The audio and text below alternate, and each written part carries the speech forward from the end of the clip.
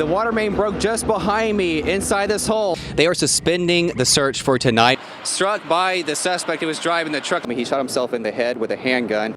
Shots were fired. A man is armed with a shotgun. Now, there was a deadly officer-involved shooting, and what began as a search effort is now a recovery effort. Their disapproval of the country electing Donald Trump. This is as bad as they've ever seen it. That it was a female motorcyclist who was killed this afternoon. This ultralight aircraft falling from the sky and crashing here on the ground. This cross is just one of the headstones that were vandalized here. It is bitterly cold. Now, we're not actually on the ground level. We are 50 feet up. There is no clear motive in these deaths. The U.S. and Cuba trying to fly past more than 5 decades of Cold War feelings. Well, I can tell you that the police standoff is taking place about 100 yards behind me, and it is taking place on a house on the left here at Miller Street. I can also tell you that there is an extremely strong police presence involved in this. Now, what we have been able to hear from police, they've confirmed that this is a shooting investigation. They said they got the call just shortly after 8 o'clock that inside this car there were 2 people inside the front seats, a 19-year-old female passenger from Muskegon and also a 26-year-old male also from Muskegon. They were inside that car when shots rang out. I was able to hear from a witness here on the scene who said they heard several shots. After talking with Captain Bride from the Muskegon Police, he did confirm that at least 3 shots were fired at this car. You can see it's just riddled with bullet holes, windows blasted out. The Kalamazoo community is still mourning after a driver slammed into a group of cyclists, killing 5 and injuring 4. A few hours ago, I was on the scene where what can only be described as a horrific accident did occur, and there was such a great presence of authorities there. I saw about 4 or 5 fire trucks, law enforcement from various agencies. What we were able to get confirmed by police is there was 9 victims in this accident when a pickup truck slammed into them as they were driving down the road. I actually heard from one witness, though, that it looks like he was almost hit by this person also. We're trying to get confirmation of how many people were injured. 5 people were killed in that horrific pickup truck plowing into a group of bicyclists earlier tonight. 4 people are being treated at a hospital for their injuries. He said those are serious injuries. Would not go further into that. But again, 5 people died in that accident earlier tonight, which happened around 6:30. He did mention that the person in question, the driver of that pickup truck, that they had got some calls earlier in the evening, about 28 minutes before the accident happened, that person described in that truck was driving erratically. They are going to be investigating this with multiple law enforcement agencies. Again, those 4 people are being treated for their injuries. 5 people died, though, earlier in the accident. He did say, though, that they were all on bicycles and none of the people injured were children. So we do know that they were all adults and they are all on bicycles. 5 people were killed, 4 people being treated for those injuries. The man is identified as a 50-year-old man from West Michigan. That's as far as the prosecutor would go into describing his identity. They said that he will be formally charged on Thursday. And I want to go ahead and toss it back now to Christian and Janice. Michael, talk really quickly about how they caught this suspect. We understand that his vehicle was disabled, possibly from the damage of hitting those bicycles, right? Well, Christian, when I was on the scene earlier, I actually got a view of the suspect's vehicle. The front was severely dented in, and that the prosecutor said that his vehicle was disabled after the accident, and that the suspect was found not far away on foot, not far away from the accident. That's where he was apprehended and taken into custody. So apparently the severity of the impact was so strong of hitting those bicyclists that it broke his truck, and he was trying to get away on foot before authorities got to the scene and apprehended him not too far away from the scene of the accident, is what they said. Okay, we know that we heard that charges could be likely by Thursday. What did the prosecutors say about the victims here? We mentioned once again there were no children that were victims tonight, but we know 5 dead, 4 injured. Do we know anything about that group of bicyclists tonight? He was being very guarded with the information about the bicyclists, whether or not they had done this before, if they were related. He did say it looks like they were just a group that met up and went riding. Some other information of importance was that it appears that the truck hit the group of bicyclists from behind. So they were on the right side of the road going with traffic up a hill, and he came up from behind and just struck them from the backside, causing 5 deaths. A group of 4 teenage boys came out here today.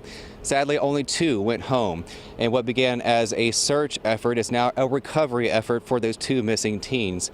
They just were not able to get past that rip current, and there were some very hazardous swimming conditions, strong currents, also waves 5 to 8 feet reported out here tonight. So just very, very hazardous conditions, and it looks like it was just too strong for those teenage boys to swim across to get back to safety. Fortunately, 2 of them were able to climb to rocks to get to safety. Unfortunately, 2 of them were not.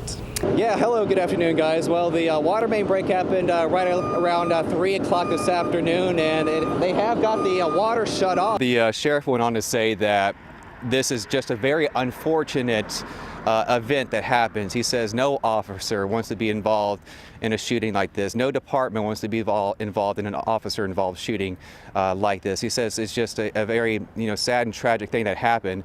But in his words, that the officer involved in the shooting had no choice because, again, the suspect was approaching him and threatening him with a very large knife. LA they have demonstrations. New York has demonstrations. Chicago does. Why not Grand Rapids? So these people are very vocal about what happened in the election and their disapproval of the country electing Donald Trump. They were in favor of Hillary Clinton and what she stood for, and they're in great disapproval of what Donald Trump stands for. The latest is right now, Consumers Energy really has their hands full trying to repair the utility pole that was damaged as a result of the crash. I'm going to step out of the way so you can look.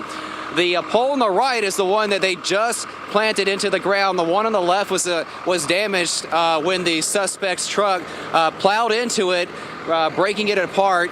And police tell us that suspect, after causing this crash, ran away from the scene, but was taken into custody shortly after that.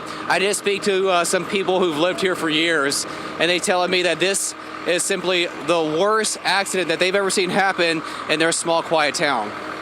And all of a sudden, bam! Loudest crash. It was a big old boom. That loud sound was the crash of a truck plowing into a car here at the intersection of Heights Ravenna and Main Street around 5 o'clock Tuesday evening. And this truck just blew by my house. I mean, I could feel the power of the truck just woof. I mean, it just exploded past my house. The truck split a large chunk off the utility pole, almost knocking it completely down. People who witnessed the crash say they also saw the suspect running away. Dude ended up jumping out the truck, took off running, almost had him. You almost caught him? Almost caught him. He ended up running to the back. Others went to help the people injured. Seeing the people crawling out of the car and went around and seeing the other passenger that got ejected. Michigan State Police say one person was airlifted to the hospital. The other 2 were transported by ambulance. Troopers used canines to track the suspect down following the collision and say that they were taken into custody about an hour later. Pretty bad accident right here. All right, the latest I've heard from Consumers Energy, they're telling me that they're hoping to have the lights turned back on in about a few hours, hopefully around 3 or 4 o'clock in the morning. Michigan State Police are also handling the investigation into this crash. They're letting me know after they apprehended the suspect, he was taken into custody and is at the hospital. The other 3 people who were injured in that car, their condition is unknown at this time. They are also outraged that the driver sped away after hitting her. That's cruel. That's wrong. She was 6 years old. An innocent baby little girl out here just ride her bike, living in the neighborhood like every other kid, like she do every other day. And for a man, somebody just come through and hit her and just keep going, don't stop and don't check on nobody. You don't do that to nobody. Little Taylor Davis's life cut short Sunday morning after she was hit by a car here on 6th Street near Maplewood Avenue around 11:30. Police say the driver didn't stop. And just leave a kid out there. No, you don't know if she dead or not. No help, nothing. And then just sitting there just laying down in the street, you was just go drive off, speed away, thought you was going to get away. That's really cruel. Police say Taylor was pronounced dead at the hospital about an hour later. Investigators say the male driver was arrested a short time after the accident at the Mona Lake Mobile Home Complex. I'm so happy they caught him because I want him to go downhill. I don't care what they do to him. Taylor's father, Donald Smith, says he's grieving heavily and was just too upset to go on camera. Her brothers tell Fox 17 she was the sweetest kid, loved being a cheerleader for the Port City Youth Football, and loved smiling. She was very, very, very sweet. And then she was one of the best cheerleaders on the team. But every time we went to practice, she wouldn't miss it. Like, she would fill up the water bottles. She would be already ready, and she'll have on her cheerleading stuff. And then she was just sweet, and she cheered for us every time. I just gonna miss her saying that she loves me. And just like that, Alex's treehouse is open. The little boy who's battling cystic fibrosis has a lot of imagination and dream big to make his wish a reality. Like a really good spot for all of my family and my friends to just stay here and hang out. Technically, it's more of a fort than a tree house, but it's as tall as most trees. Really high. You like it that way? Yes. There's 2 levels. It's got his name on it. There's even a slide. The main room also has a secret door. It's a secret place where I can go to my secret room and go down the slide and all the way down. Since Alex loves wrestling, his treehouse is decked out with WWE. Even the balcony rails look like wrestling ropes. And Alex didn't spend time on the sidelines. He actually helped build it. I hammered, I did a lot of stuff. Carpenters with Kent Companies did the heavy lifting and showed Alex how to measure twice and cut once. He had his high vis and his hard hat on and all the stuff as he was going through it, so it was pretty fun for him, it looked like. He was out here being, it was different than just presenting a treehouse to him. He got to be a part of the evolution of the entire treehouse from start to finish. Make-A-Wish Michigan says that Alex is a kind-hearted kid who thinks beyond himself. This is a cool, unique wish. Some of the beautiful things that he told us is that he wanted his family to be a part of this treehouse and to hang out with him. Alex's treehouse is now ready to begin making a lifetime of memories. Thank you to all the people that helped me make my wish come true. It really means a lot to me. Well, the treehouse only took 2 weeks to build. A man in his 20s and his girlfriend were holed up inside the house. It could possibly be because of some domestic issues or because of a threat of suicide by the boyfriend, as authorities were responding to calls of shots fired. This all began around 5 o'clock this afternoon at this home, which is off of Riley Street near Westland Court. Now, officials say that the call actually came in from a family member who escaped the home, and we're told about 5 to 6 relatives live there, and police tell Fox 17 News that at least 3 family members made it out of the home uninjured before the gunmen opened fire. It was an intense scene, a very heavy police presence, but they will resume looking again tomorrow at 8 o'clock in the morning. Meanwhile, the family's pastor says that they're still holding out hope. However, they're beginning to come to terms with the reality that, in all likelihood, Riley is gone.